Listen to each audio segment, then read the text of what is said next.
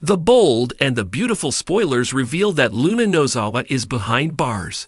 However, Luna keeps being mentioned. Plus, there needs to be another dose of excitement rather than the same arguments between rivals and recycled love triangles. So could terror strike if the murders pick back up again despite Luna being behind bars? Keep reading and let's talk about what could happen next with this storyline. B&B spoilers reveal that Penelope Poppy Nozawa had no idea what her daughter was really like. Despite thinking they were close like sisters, Luna murdered two people, one a good friend and another her possible bio-dad. Then Luna drugged and caged Steffi Forrester Finnegan. If John Finn Finnegan hadn't saved the day, Steffi would have been Luna's third murder victim. Luna's face still appears in the credits of the show. Plus, Naomi Matsuda recently mentioned on Instagram she looks forward to working with Yamada very soon. The actress could have been referring to other projects, or it might have been a clue of Luna's return. In any case, Luna is still behind bars and will likely have some kind of trial soon.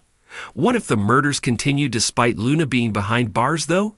The bold and the beautiful spoilers reveal that the copycat killer would probably strike before Luna's trial is over. The murders might be part of Luna's plan to get her off somehow. Maybe Luna thinks if there's enough reasonable doubt, despite a confession, she can get a lighter sentence. While Luna framed her own mother, I can't see Poppy completely wiping her hands of her only child. Poppy might think Luna is just sick and treatment will make her whole again. Poppy immediately moved out of Bill Spencer's Don Diamond home. Poppy really hasn't been seen since, so what is she up to? Could she have hired a top-notch lawyer to get Luna out of this mess? Another possibility, if the murders start back up, is that Luna had a secret partner in crime all this time. April, the lab technician, Jameson Belushi, has been spotted a few times now. Sure, April seems like just a hospital lab tech, but in soaps, everyone has hidden connections. It can't be a coincidence that April was the one who handed Paul Hollister's toxicology results to Lie. How is April involved, and what does this mean for Luna's future? Share your thoughts in the comment section below. Keep watching the soap on CBS or Paramount Plus to find out what happens next. The Forrester mansion gleamed under the LA sun, an iconic symbol of wealth and power in the fashion industry. However, it was now tainted by a growing darkness.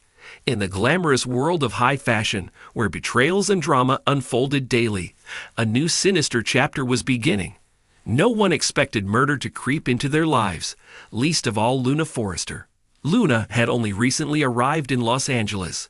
A stunning, mysterious woman with a flair for design, she had quickly made a name for herself in the Forrester creation circle. But the longer she stayed, the more tangled she became in the intricate web of the Forrester family drama. Unbeknownst to most, Luna harbored a dark secret. She was the daughter of a notorious serial killer from New York, whose crimes had once terrorized the city. Growing up in the shadow of her father's evil, Luna had fled across the country to escape the infamy tied to her name. For years, she tried to erase her past, changing her last name and forging a new identity. In LA, she hoped to start fresh. She wanted to be known for her talent, not for the blood her father had spilled. But you can never outrun the past.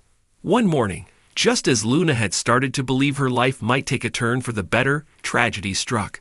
The body of a prominent socialite was found in a ritzy downtown hotel, murdered in a chillingly familiar fashion.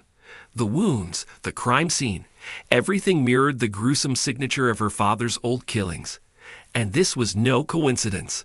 It didn't take long for news to spread like wildfire. The media latched onto the murder, with headlines screaming about a possible copycat killer. Luna's father's name was plastered everywhere, and she knew she was once again in the spotlight, an unwelcome spotlight that could ruin everything she'd built. In the days that followed, another body was found. This time, it was a young fashion model, a rising star who had recently been featured in Forrester Creations' latest campaign.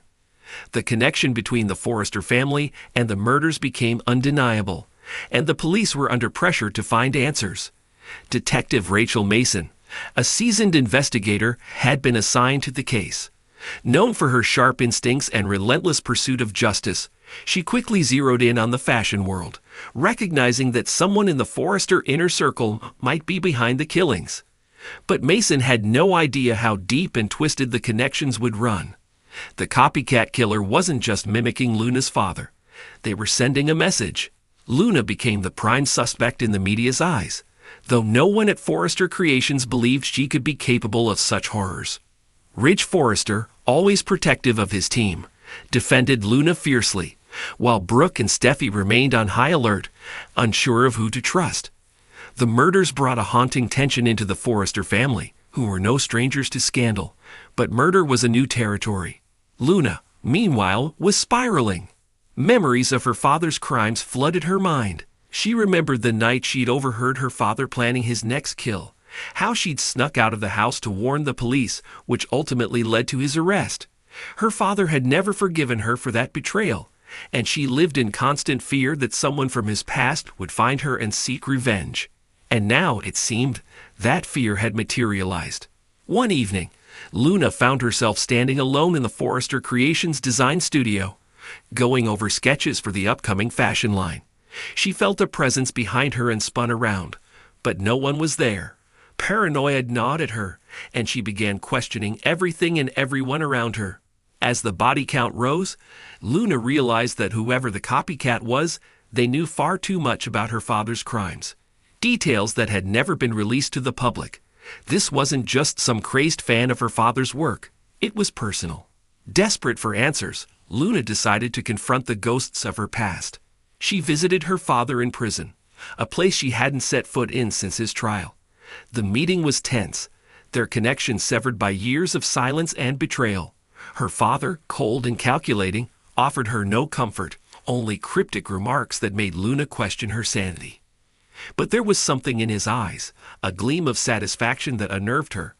As she left the prison, she couldn't shake the feeling that he knew more about the copycat killer than he was letting on. Was it possible that he was pulling the strings from behind bars? Or worse, had he inspired one of his disciples to carry on his work? Back in Lay, Detective Mason was closing in. She had pieced together enough evidence to suggest that the killer was intimately connected to the Forrester family, but the motive remained elusive. Her gut told her that Luna was the key to unraveling the mystery, but she wasn't convinced Luna was the killer. There was something more to this, something darker lurking beneath the surface. Tensions reached a boiling point when Luna received a package at Forrester Creations, a blood-stained dress from the latest collection. Tucked inside was a note, like father, like daughter. The message was clear. The killer was taunting her, pushing her to the edge. Luna knew she had to take matters into her own hands if she wanted to stop the murders and clear her name. With the police hot on her trail and the media painting her as the villain, Luna embarked on a dangerous mission to uncover the identity of the copycat killer. In a heart-pounding climax, Luna confronted the killer in the dimly lit backrooms of a Forrester Creations fashion show. To her horror, it was someone she never suspected, someone close to the family, a person who had been lurking in the shadows, feeding off the chaos and drama that surrounded the Forresters. The killer revealed their twisted obsession with Luna's father, explaining how they had been inspired by his legacy.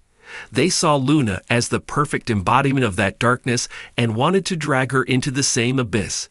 In the struggle that ensued, Luna fought for her life, determined not to let her past define her.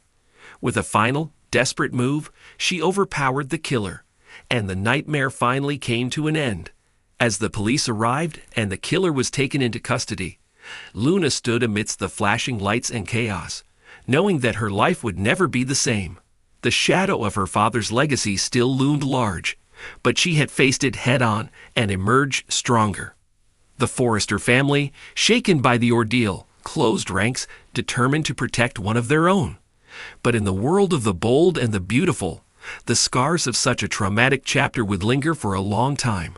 And as Luna looked out over the city of angels, she couldn't help but wonder, was the nightmare truly over, or had this been just the beginning?